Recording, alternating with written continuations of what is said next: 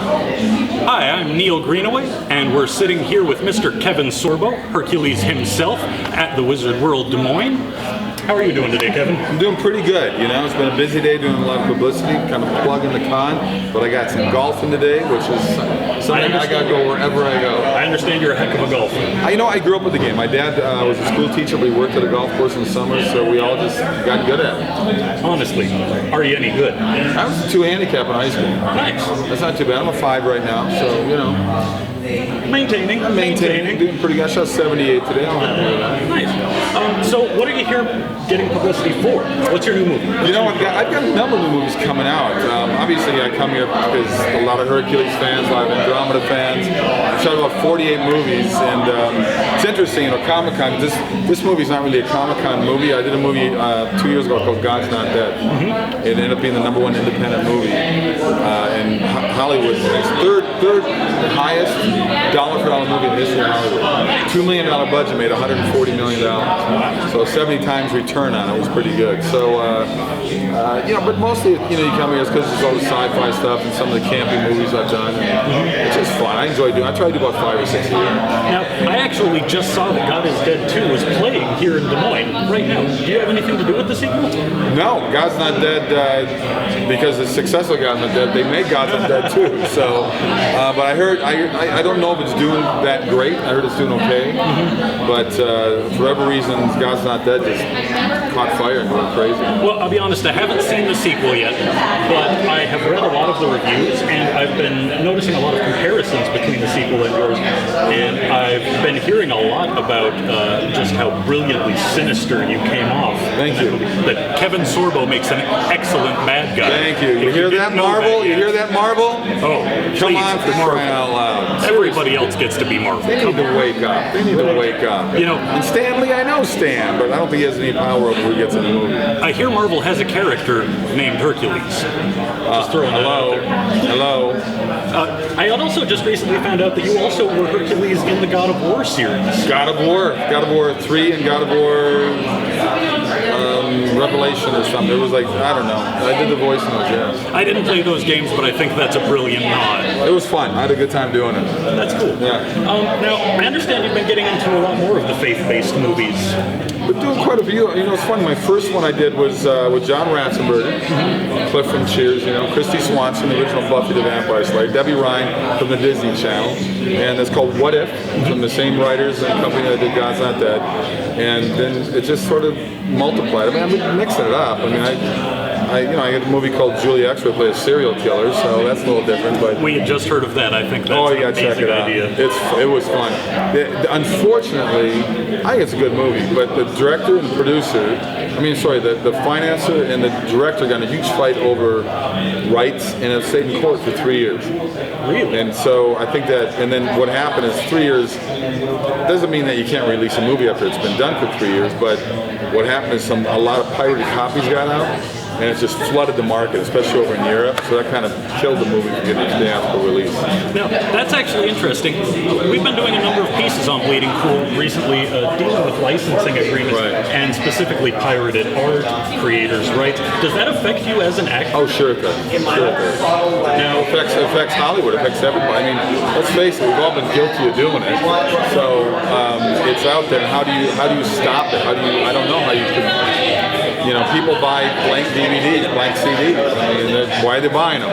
You know? Yeah, well, that's very true. Now, going back to What If, I've just heard glowing reviews of that as well. I understand it is an amazing children's movie. I think it's for all ages. It's got a lot more humor in it. There's a lot of touching moments. I also tell people I have a box of Kleenex nearby. But it was fun. I had John Ratzenberger was a hoot to work with. I'm a big fan of the original Cheers series, you know, and it was it opened a door for me. I'm actually directing and starring in Birmingham, Alabama, faith-based one called Let There Be Light. Got a wonderful script that my wife co-wrote along with Dan Gordon. People may know Dan he wrote The Hurricane with Denzel Washington. Okay. He wrote A Wide Earp with Kevin Costner. Really good writer, and we're very excited to get this thing going. And another thing that I had only just recently found out, but your wife played the Golden Hind.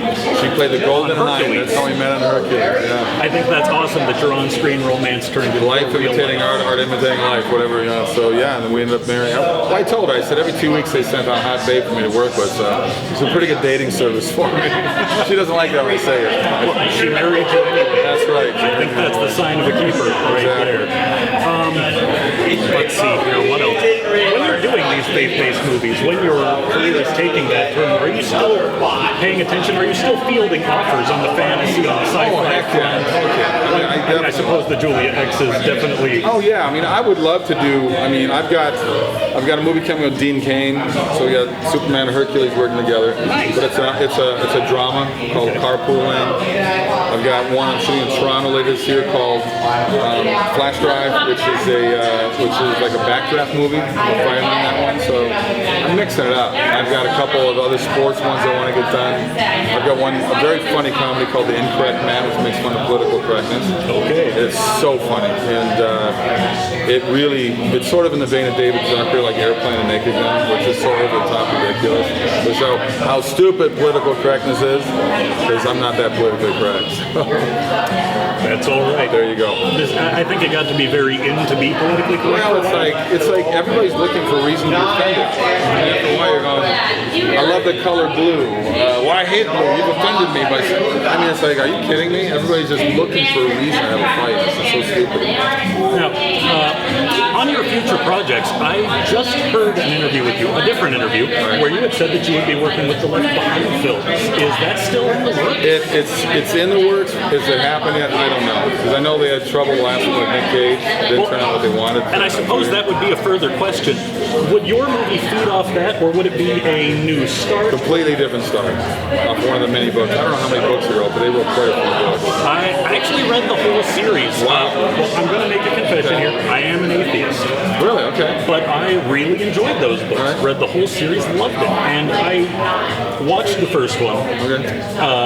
Not the Nick Cage version, but... Did you watch one years ago with Brad Johnson and Kirk Cameron? Yes. That was a long time ago. I actually still own that one.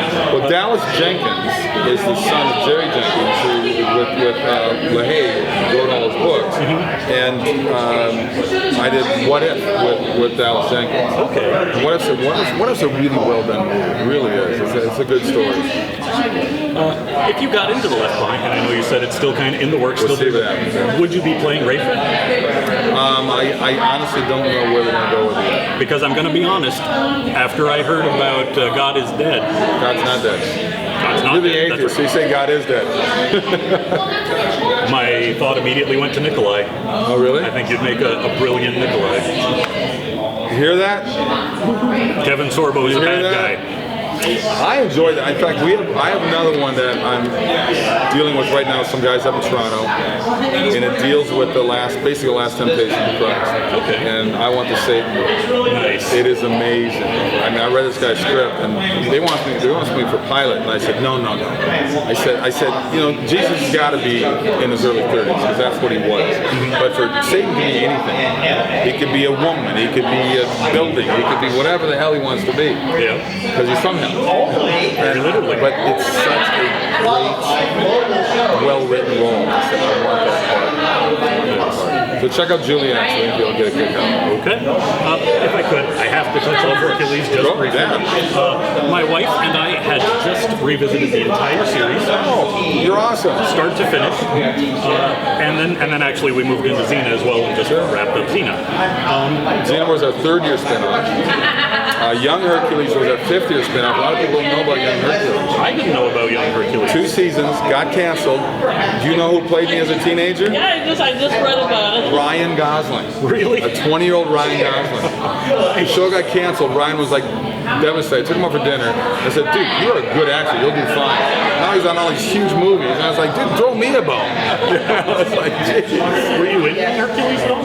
What we did was because it's him being me as a teenager. Yeah. So we did an episode where I was talking to myself as a teen. So you had him sitting up in a tree somewhere, you know, watching me, and it's me at the gravesite of my mother, and just having this conversation. So that was sort of the introduction reaction to that spin-off. One thing that comes up a lot is, I know people see you at conventions. You're big in the convention circuit. You're everywhere. What about Michael Hurst? Does he still do the conventions? He does, but Michael, we shot in New Zealand. And Michael's a Kiwi, and even Lucy only comes over maybe once every couple of years. She doesn't do many. But Michael and I just did 2 of them in Australia last year. We were in Adelaide and Perth. Nice. And it was unbelievable. I can only hope it's busy like that here, because I must have signed, we each signed about 400 a day, and probably did 300-400 pictures a day. It was crazy. It was crazy. That's cool. It was good. Are you guys really as buddy as Hercules and the oldest Mike? Not as buddy that way. Michael and I were friends. There's no question. We formed a friendship 7 years of working together. But we don't keep time and distance. He's got his kids and his career. I got my kids, my career.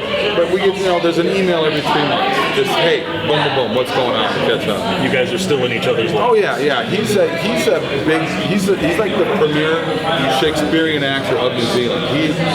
He loved doing the series and put his face on the map and gave him money, but he is all about being on the stage. I'm not going to lie to our audience.